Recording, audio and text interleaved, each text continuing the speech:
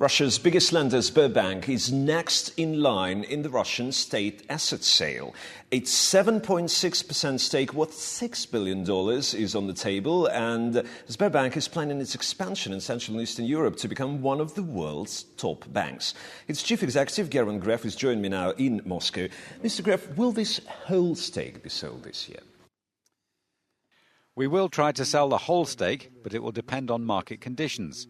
We don't have a task in front of us to sell this stake this year, no matter what.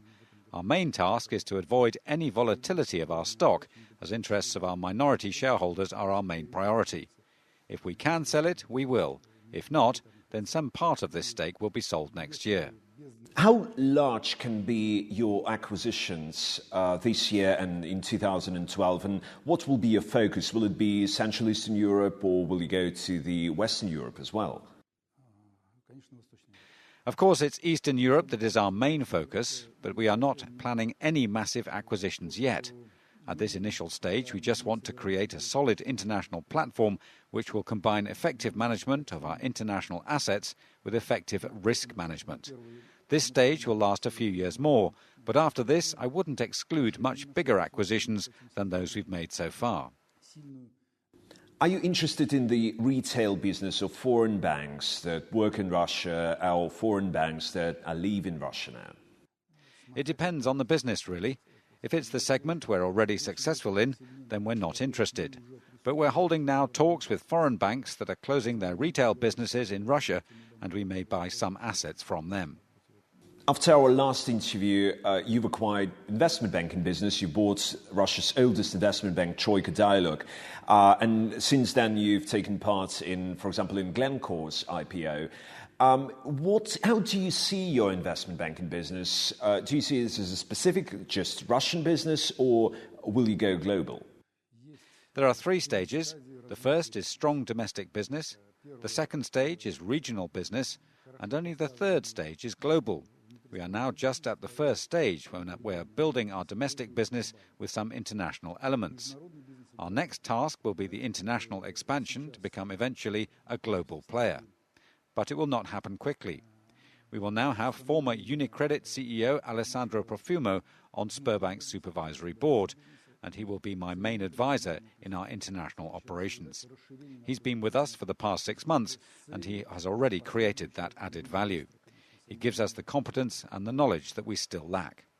We are speaking about privatization, we're speaking about modernization. Still, Russia is experiencing net capital outflows, and they're accelerating with every month. What do you think is the reason behind it? Why is money leaving Russia? I think there is more than just one reason. I think we need to work more to improve the investment climate.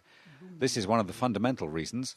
We need clear actions to improve the business environment here, first of all for strategic investors. Second, some uncertainty before the elections matters for international investors. Besides, the volatility on the European markets also plays a role. In our last interview, you said that Russia needs fundamental reforms, radical reforms, but they are unlikely to come before the presidential elections of 2012. But are there any reforms that can't wait that long? Is there something that can be done this year? Well, this year, it's just 6 months before the parliamentary elections.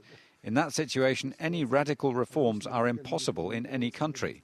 But what we should do is to cut red tape, to remove any bureaucratic barriers. The main thing that should be done is to maintain political stability before the elections and to form a responsible government after the elections, which would be able to kick off reforms right after the elections. Do you think that there is a difference, either for international business or for the Russian business, the difference in who will become the Russian president in 2012? I think the most important thing is not who will become the president, because both possible options are acceptable for the Russian business. But what everybody is really waiting for is who will be appointed the prime minister. In Russia, a prime minister has wide-ranging powers in the economy, and business is concerned which crucial choices will be made in regards to taxes, to the judicial system, and to the pension system, and so on. And let's come back to the AGM later this week. You are up for re-election as the Sberbank CEO. Do you want to continue for another 4 years?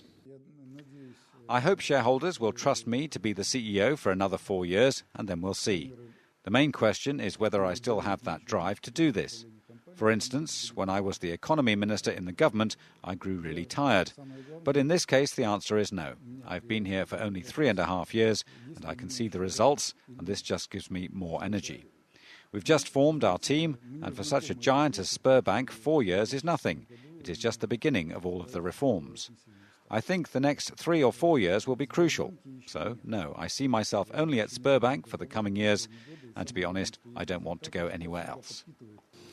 Many thanks to the chief executive of Russia's biggest lender, Sberbank, German Gref, who will be a co-chair of the World Economic Forum meeting in Europe and Central Asia next week in Vienna. And join us on the 8th and 9th of June for more top interviews with key participants there, including Prime Ministers of Ukraine and Georgia, Deputy Prime Ministers of Croatia and Serbia, and many others. Here in Moscow, I'm Kirill Sikhotsky. This is Reuters.